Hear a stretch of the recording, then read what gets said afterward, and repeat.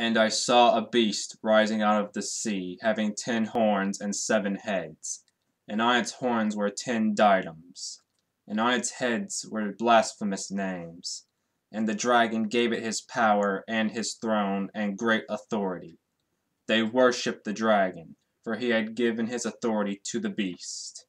And they worshipped the beast, saying, "Who is like the beast, and who can fight against it?" Revelations 13, 1-4.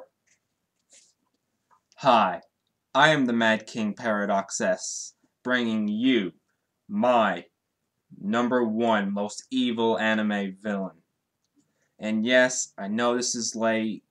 I had some things to take care of, and yes, my background is gone. The thing I was using broke unexpectedly, and I'm in the process of getting another one, but you don't really care about that because you're here for the anticipation of my #1 most evil anime villain.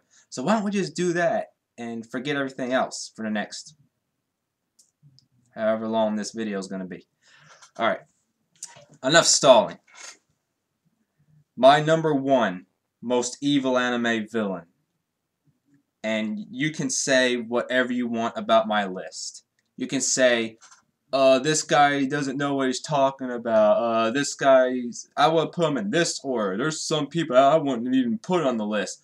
Well, you know, that's your opinion. This is my list. These are the ones I consider. If you have another list, put them up. Bleh. You know, these are just the ones I thought were the most evil. You know, I know there's more. These are just the ones from the series I've seen. And the ones I know of. So, you can say whatever you want about mine. But you cannot deny who #1 is. There is no one else it could be.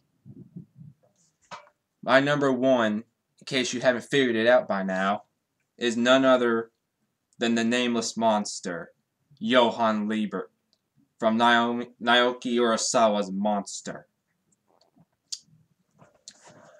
Okay, where should I get started with him? First of all, I want to clarify this. In Monster, what makes him even more evil is that it is not in a fictional world. It is not in another time dimension. Well, it's actually not too far back, time-wise. It doesn't take place in an alternate dimension. There's no like creatures running around. There's no spells. There's no. It's real world. It's real world events. Fictional. It's fictional, but you know it's real. These things can happen. Yeah, that just adds to it even more, and you'll see why in a little bit. But let me start you off. Let me set the scene.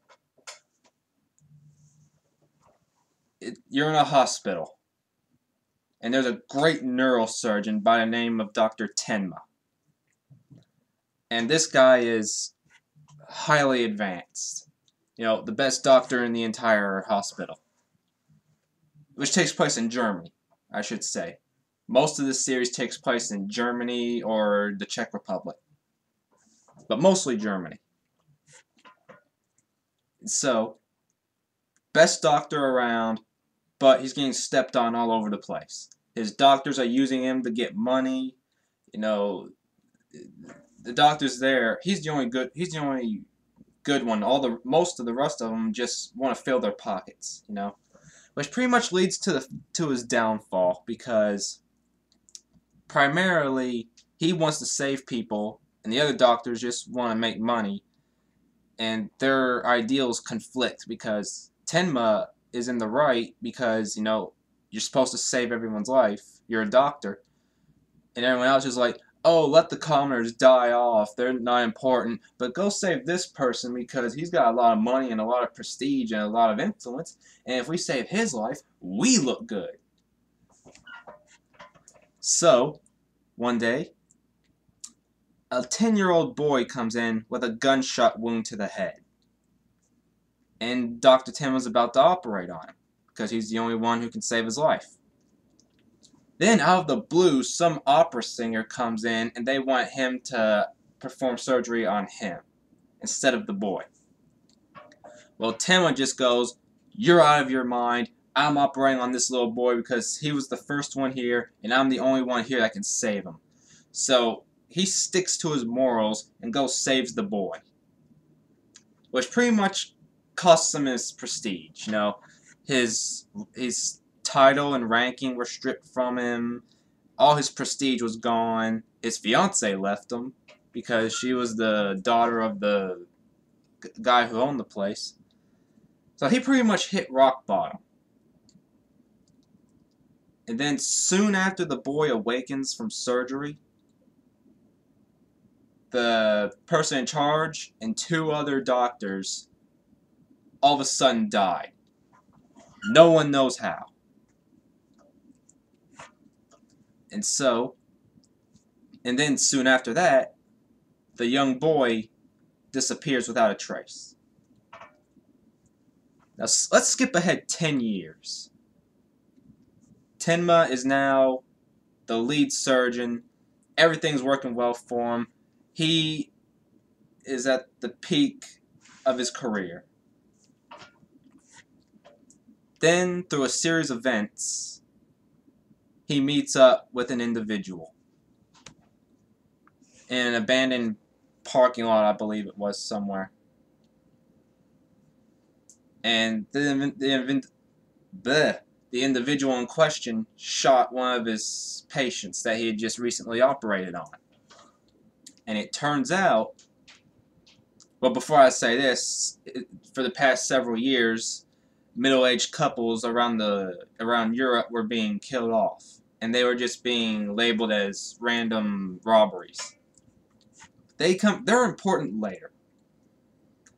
It turns out that the young boy who he had saved 10 years ago is now a fully mature adult and has been going around Europe killing people.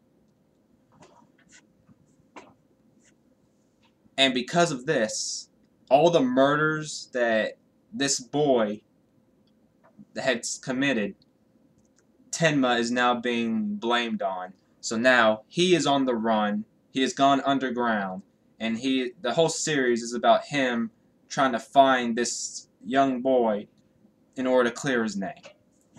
Who is this young boy turned man? And the phone rings, of course. That has been doing all this is none other than Johann Liebert.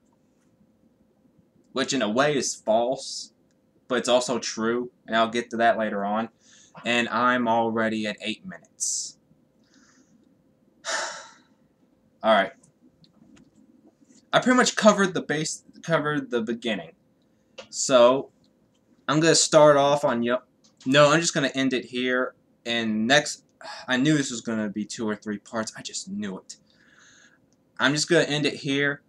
And in part 2, I'll start getting into development of Johann. I wanted to say a lot more in this, but, you know, just covering the basic story and who it was, yeah, that's pretty good. So I'll see you all on part 2, which is probably going to be 3 parts of this #1 most... I'll see you all in part 2.